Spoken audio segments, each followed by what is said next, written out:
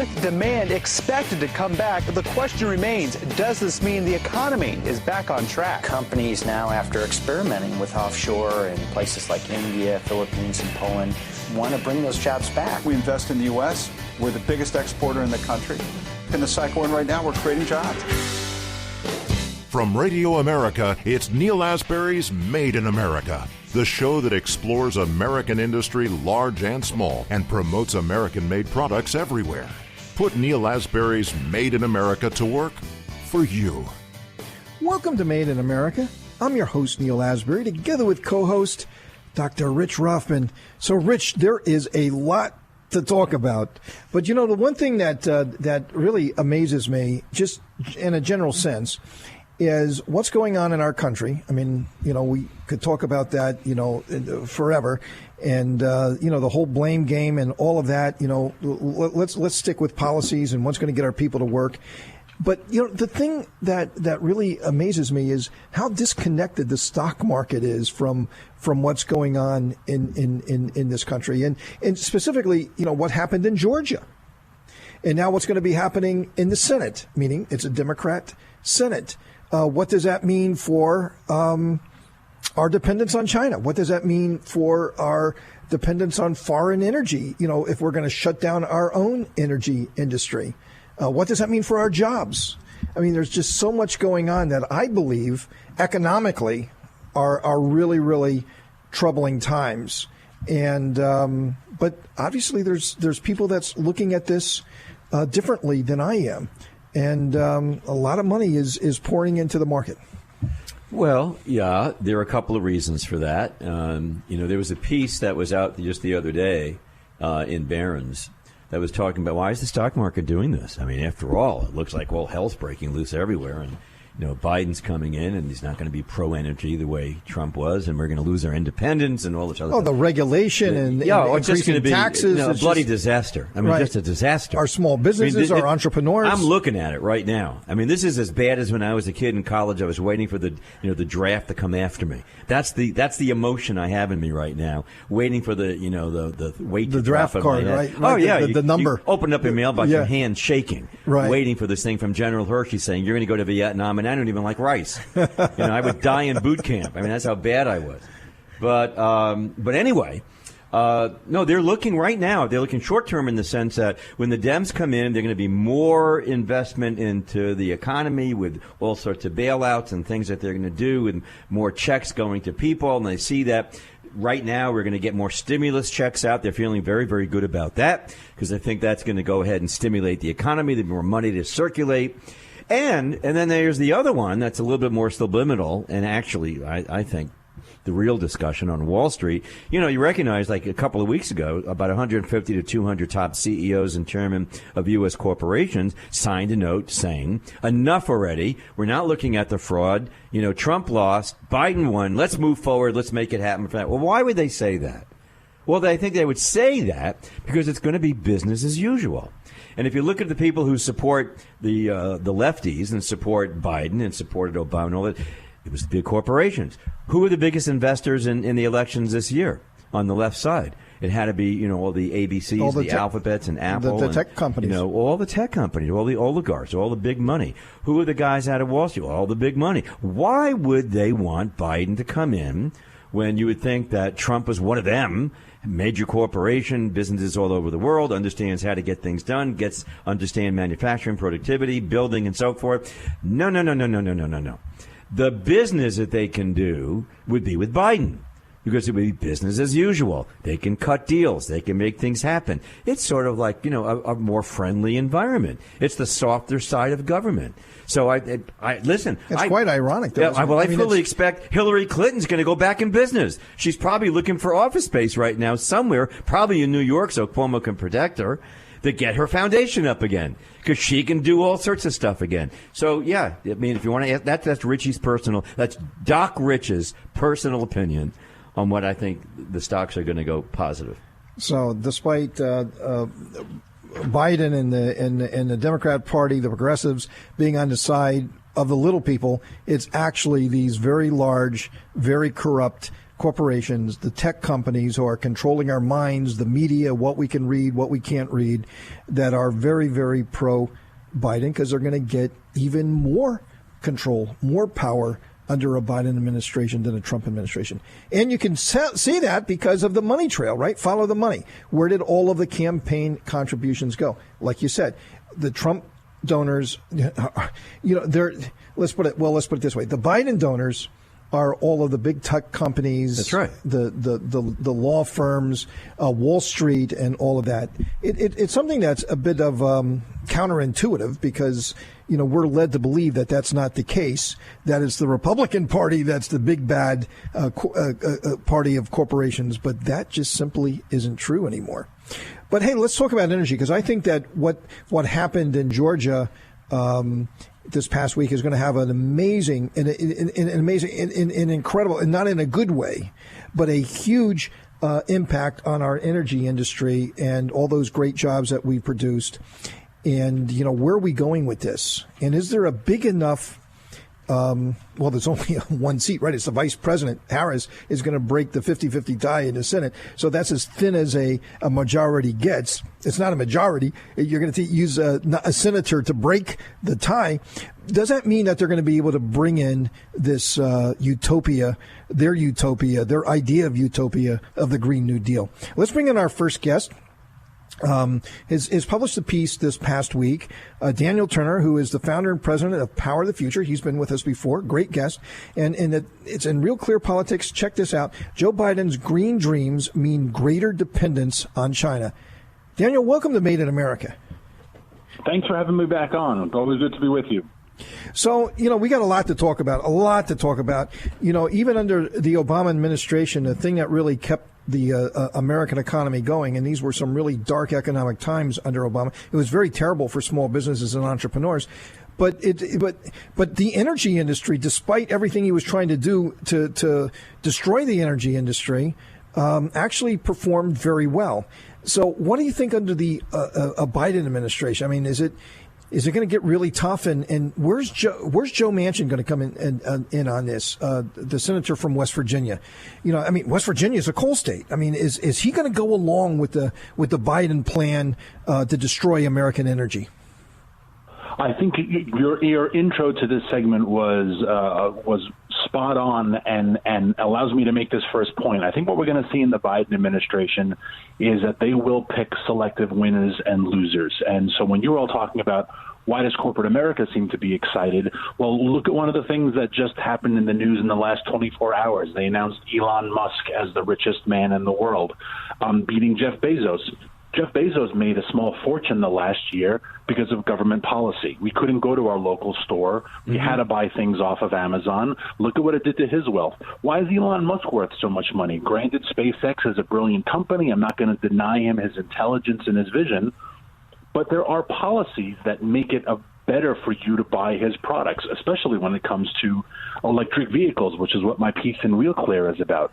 The Biden administration will make certain people and certain companies very rich because they will make it favorable to buy green products. And look, if I was giving the stock advice, I would buy heavily in the green technology space because they are going to get so much government money and so many government mandates that will force mayors and governors to buy their products that that sector is going to explode. That was I think you're 100% correct in everything you're saying. Under the Obama administration, Neil, we know that he picked and chose winners and losers and who would get and who wouldn't. Remember Solyndra? Yeah, exactly. Does that ring a bell? And it goes on and on and on. Including General Motors, and he, kind of violated some laws and rules, and he gave away some of the bonds, and he gave it to the equity wound up with the unions, and the unions took the money, and the unions recycled the money, went back into the Democratic Party.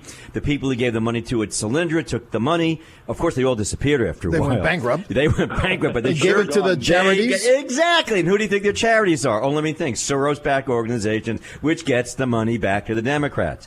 So, what I find amazing in all of this, and Daniel, I'm really excited to hear your thought.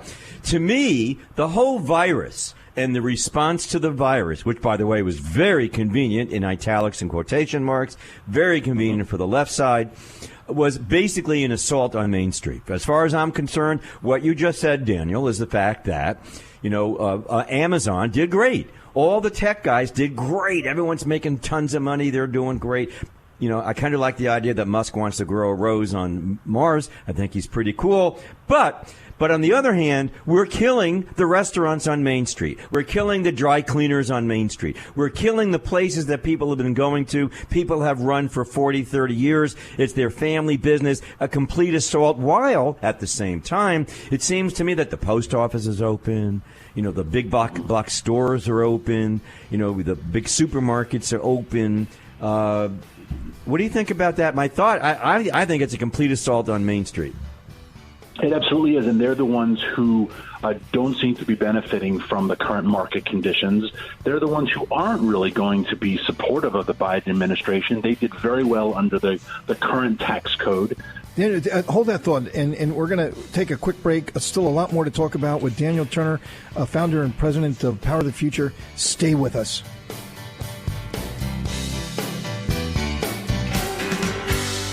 Made in America.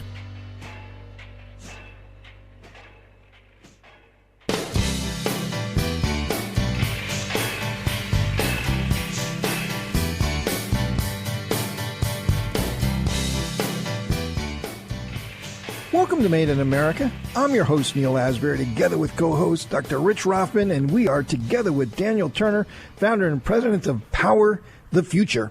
So, Daniel, you published a piece, Real Clear Energy. Joe Biden's green dreams mean greater dependence on China. Explain that to me.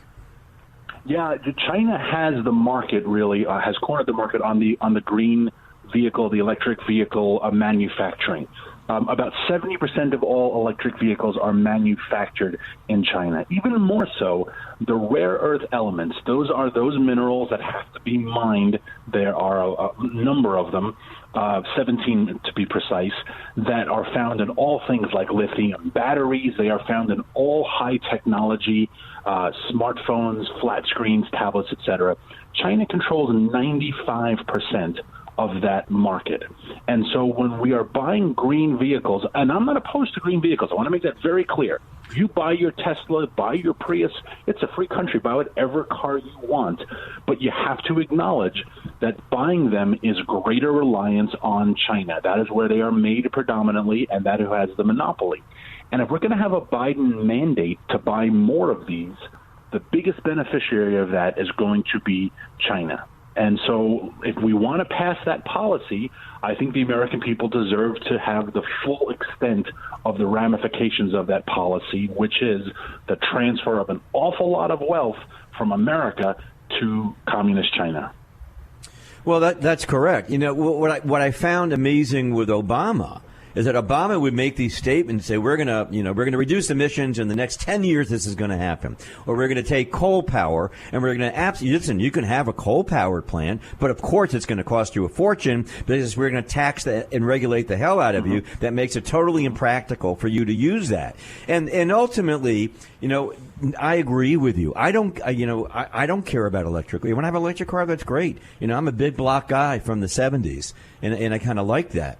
But you want to have an electric car? Great. I'll have an electric car when I can get 500, 600 miles on a charge, and it's not going to take me an hour, 20 minutes and a pair of shoes that I'm going to buy at a store while my car's charging up so I can get back in the car and drive another 400, 500, 600 miles. But that's called, market power. That's called let the market drive where the market's going to go. And when people see, and we're seeing it right now with electric cars, Daniel, that the market's there, people are interested, all sorts of new cars are coming out, the batteries are getting better. I don't know much about the charging because I don't know much about the charging. But to me, it's a free market expansion. Let it work as it works, and you're going to have people come to your product. No? Yeah, exactly. And the market demand will make that product over time better. One of the biggest drawbacks, you said, of electric vehicles is their charge, right? Another drawback is the weight of the battery proportionate to the actual weight of the car. They take up a tremendous amount of space, and they are extremely heavy. As such, you look at your typical electric vehicle. It is the size of a Prius or a Tesla, which is not convenient if you have more than 2 children or you want to haul anything. I live on a small farm. right? I need a pickup truck. I need things in the back. Electric vehicles don't provide the horsepower that they do. So there are drawbacks to electric vehicles. If we allow them to compete in a free market, over time those vehicles will get better. But what's going to happen is we're going to have this mandate from on high, from a central planner, and what he's going to do is he's not only going to make the economy worse and enrich China, but in the long run, he's going to hamper the development of electric vehicles because there's going to be no market pushing them to get better. There's going to be mandates to buy their products. And when you are mandated to buy something, the product looks ultimately crappy. Look at anything government produces and see if it has improved compared to what the free market improves. Technologies, flat screens, et cetera, et cetera.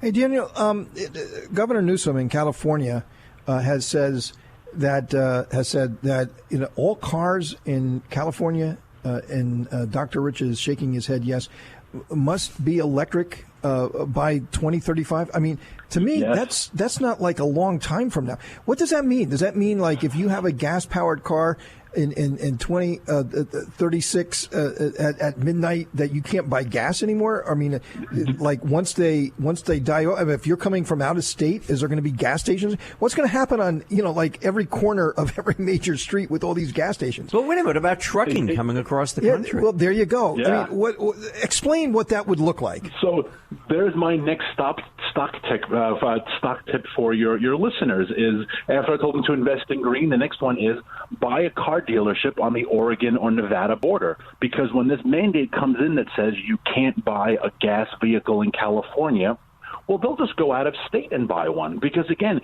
it may be in 10 years that the market will have produced a car that does X, Y, or Z. But if I'm a family of 7 and I need something as big as an SUV, or I need a pickup truck, or something as big as a Ford F-350, if I can't buy it in California but I need it, well, I'm going to have to get it somewhere. So go buy a car dealership in the Nevada border, because that's what the Californians are going to do. It's ridiculous. We've never improved as a country by banning a past technology. And Edison didn't lead the charge to ban candles. Well said. And, unfortunately, we got to go. But that's what they're going to do. So they're going to be gas stations, but you just can't buy the cars. Okay. I got it now. But, hey, Daniel, great to be with us. Daniel Turner, founder, president of Power the Future. Thanks for being with us. Thank you so much. Coming up, we have Sean Higgins from the Competitive Enterprise Institute, and we're going to talk about Biden's Labor Department pick. Rich, it's going to be back to unions first. Unfortunately, it's unions first. We just came from that world. Big news. Not great. Stay with us. Made in America.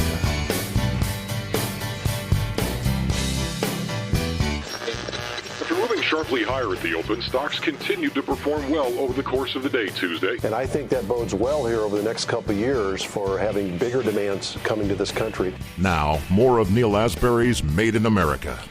Welcome to Made in America. I'm your host, Neil Asbury, together with co-host Dr. Rich Rothman. So, Rich, as we get closer and closer to the inauguration of President-elect Biden, I'm having flashbacks. It's hard to say that, but I'm having flashbacks, from the many radio shows we did during the Obama administration, and for good reason. And a lot of the shows we did, we had some union element to it because during the Obama administration, the unions, they had the ultimate power. They were like huge. In fact, everything that had to do with unions, it was the federal government was behind it, and in a way that even trying to tilt the playing field, to favor them, not even like trying to hide it. Very overtly, right? Remember that thing in Tennessee when Volkswagen went there and they tried to unionize the shop there? That was a big fight. That was a big fight, and multiple votes.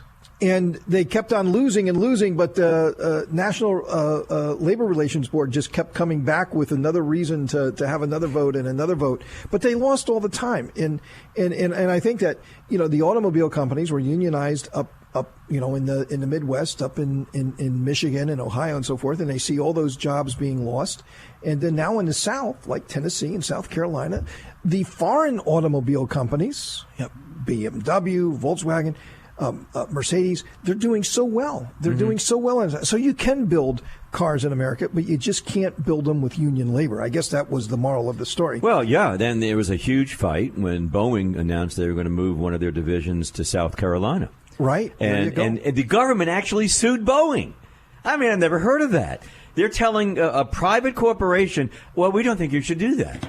And we're going to take you to court, and we're going to argue that point with you, and we think we'll prevail, which they didn't think they would, but they would screw the whole thing up and push it back the best they could. Why was that? Because they have a great relationship with the union, because it's good business. It's good business for the union, which, if you recall, they were having a tremendous problem with membership in those days. Oh, that was going That's down. why they hate right to work states. Well, that's in the Supreme Court when they had the ruling about out of California how government unions cannot collect dues. Can't force people to pay dues if they don't want to be a member. If they don't want to be a member, right? Big went to deal. the Supreme Court. A big deal for them. Deal. So, I do find it astounding that here we are, Back to the Future again.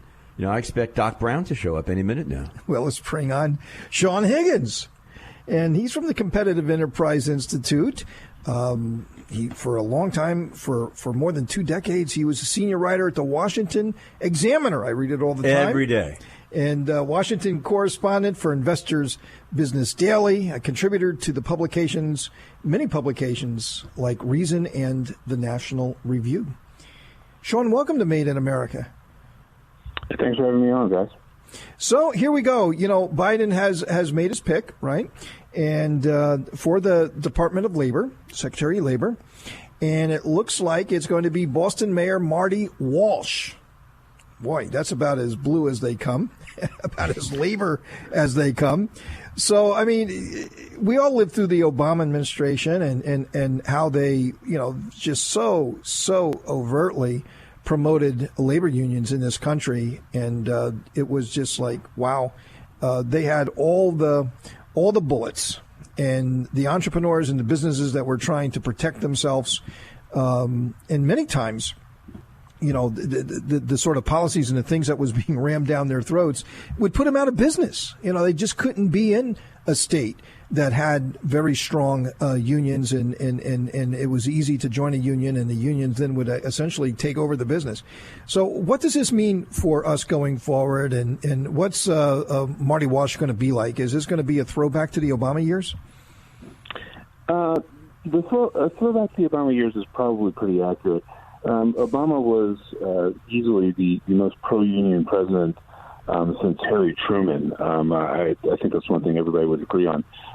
Previous Democrats like Jimmy Carter and Bill Clinton were often at odds with unions over one issue or another, but Obama was generally on their page. And Biden is very much on the same page. As you know, he kind of prides himself on being blue-collar Joe from Scranton, Pennsylvania, even though he spent basically his entire life in public office as opposed to doing a blue-collar job. But that's how he sees himself and how he wants to present himself. And in picking Marty Walsh as a labor secretary, he's picked an extremely pro-labor guy. I mean, this is a man who was a local president, and while he was also in elected office in the state Massachusetts State House. I mean, he was. And so we can expect basically something very similar, I think, from this labor secretary. He's going to basically, and the administration has overtly said, they're going to try and make the labor department in the forefront of an effort to boost unions and get more people into unions. And that's going to be one of the main focuses of this administration. And in Walsh, they've got somebody who definitely eager to do that. Well, I can't wait to see the excitement. This is going to be very technicolor going forward for the next few years. I mean, this is a guy who bullied developers. I mean, if you know his background a little bit, and I think, Sean could talk a little bit about that, but he was a pretty, strong-willed, mayor that if you didn't play ball the way he wanted you to play ball, you didn't get your permits.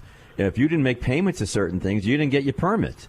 And if you thwarted the city, you didn't get your permits. You're going to be out of business. And this is not a nice guy. I mean, this is a tough guy. He's certainly a tough negotiator. I mean, there's a very sort of telling bit in the 2016 Boston Globe report on them, where they said most of the people, most of the contractors and labor unions we talked to didn't want to say anything on the record, but the few number who would said that, they never saw anything bad happen. So it's sort of it's like I didn't see nothing. Movie, we didn't see nothing.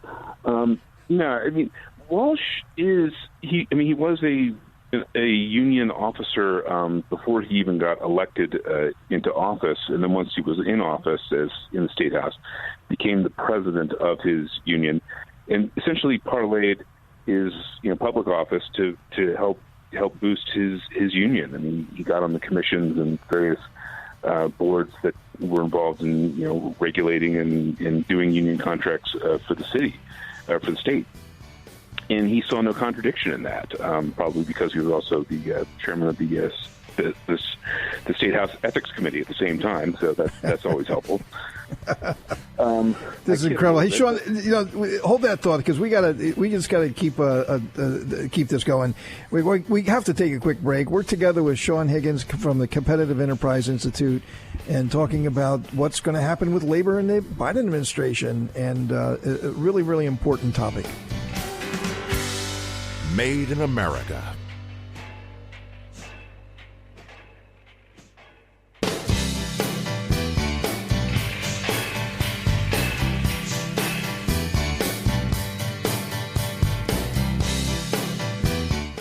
Welcome to Made in America. I'm your host, Neil Asbury, together with co-host Dr. Rich Rothman, and we're together with Sean Higgins at the Competitive Enterprise Institute. Sean, I vividly recall during the Obama administration, I mean, they tried so much overreach with the unions, but also with things like not minimum wage, but overtime. Who gets overtime pay and so forth. And job bank, what level, job bank, that really level hurt. Of salary, that hurt Detroit manufacturers. Job bank. What level of salary that you had? Did you qualify for overtime and so forth? And fortunately, for a lot of this stuff, the courts stepped in. Right? It was brought to federal court, and in some cases, like the case in California that had to do with the public unions, and were you forced to join a public union if you worked in a state job in California, and did you have to pay dues? You went to the Supreme Court, and the Supreme Court said no, you don't have to join a union, and if you don't want to join a union, you don't have to pay the dues, right? So a lot of this stuff, ended up in the courts. So, looking at your crystal ball, what do you think is going to happen in a Biden administration? Do you see the same sort of overreach, and do you see this stuff just landing up in the courts? We may actually see some overreach now that we have they have effective control of the Senate because of the Georgia Senate races. With Kamala Harris, they can cast a tie-breaking vote. And one of the things that Biden has committed to passing is the Protecting the Right to Organize Act, which is basically a sort of catch-all term for pretty much everything unions want, with the exception of strict card check. But this is a law that would effectively put the entire country under a version of California's AB5 law, which severely restrict gig economy and app-based companies like Lyft and Uber, forcing them to treat all workers as employees rather than contractors, which is something that most of the drivers don't want. But that doesn't matter. It would get rid of all state right-to-work laws. It would essentially severely restrict the ability of businesses to do anything when a union is attempting to organize their workplace, severely increase all the penalties for doing anything like that. That's something that would never fly under any other circumstances, but it's just barely possible that they could get enough of a majority to run this through and try and enact it. As for some of the other things, you're right. A lot of this stuff is going to end up in court. Organizations like the Chamber of Commerce will undoubtedly challenge it, and that may be the best outcome we can hope for, because the current administration did put a lot of conservative justices on the courts. It's not one of the things that's gotten a whole lot of attention, but in any event, I mean, we're still looking at a climate of a lot of uncertainty, and businesses and economies hate that. They can't predict, they can't plan, and so while we're trying to crawl out of this COVID crisis that we're in now, we're liable to land into further issues because we're not going to know a lot about what the rules and regulations are going to be for a couple of years. Well, I want to get back to this protecting the right to organize, the PRO Act, which I think is terrifying. Think for a second, if you look at Uber, you mentioned Uber and Lyft is the most obvious, and everyone can relate to that as a common denominator. But the basic premise that makes that work. Well, McDonald's like fast food chains, yeah, right? Well, I mean, if they're franchised, well, even me. I have 26 people on a 1099 that work with us in our company, and I have a core group of people as well. But 26 people at 1099, it wouldn't work under this. They would make me hire them. How could you? It eliminates basically the whole concept of Uber and Lyft, because that's what makes it work. If they have to start doing payroll for all these people, and you know what that means, all the the things that go along with it and so forth, it could effectively just erodes the bottom line for them. So what you're doing is that you are completely suppressing the idea to be creative and come forth with different, new businesses, particularly small businesses. The neat thing about Uber and Lyft is that these are individual people that want to work, make extra money, and it's sort of like a little mini corporation, and that goes away. And I think that's frightening to me. Yeah, I mean, it's a classic example of everybody's side hustle. I have a good friend of mine who's a Uber and Lyft driver. Now, what he really wants to do is be an entrepreneur, and he's got a couple of different projects going. And he drives for Uber and Lyft, a couple hours a week to round out the bills and get some extra money. But he doesn't see that as his job. He certainly doesn't want to do it full time. But he's grateful for the opportunity to do it when he needs to. And that's a large portion, I think even a majority of the people that work for these companies. But under the PRO Act and all these other things, most of those people simply wouldn't be hireable because it wouldn't be worth it for the companies to keep them on board because they have to pay overtime, they have to pay health insurance, they have to cover all payroll taxes and all those things like them, and they just wouldn't. They just have to tell them, no, you can't do this anymore because we can't afford to hire you because the federal laws just make it impractical for us. So yeah, I mean, it's incredible. Just very quickly, would this be subject to a filibuster? I mean, you said that if they had 51 votes in the Senate, would that be enough to change something so fundamental as this? That's a good question. I'm a labor policy guy, not a congressional guy, so I don't know, and we don't know how the rules are going to change. Once the Democrats have an effective majority. I mean, remember, they can simply just change the rules. So whatever the rules are right now can change. Right. Hey, Sean, very good. We gotta go, but we really appreciate you coming on. A very important topic. Thanks for being with us. You. Coming up, Dr. Rothman and I have some final thoughts for the day. Made in America.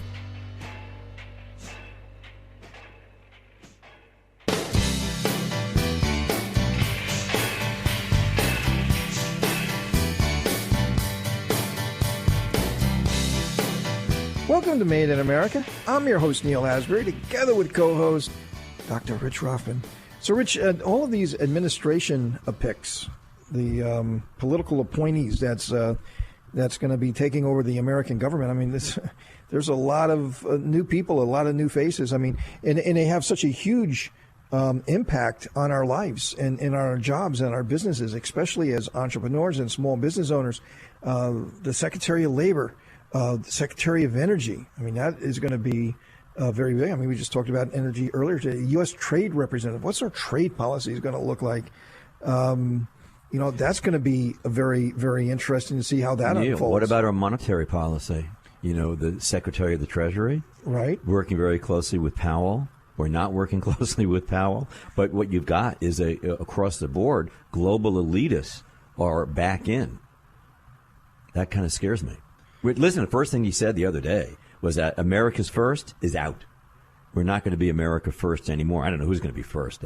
Maybe his best friends. Maybe the Ukraine. I don't know. Could be. I don't know. But certainly he said very clearly, one of the things we're doing, America first, is out the window. So the elitists come in. Look what the World Economic Forum said just a few weeks ago. They were very clear about it. And those are the global elites, man. Those are like Morgan Stanley, those cats.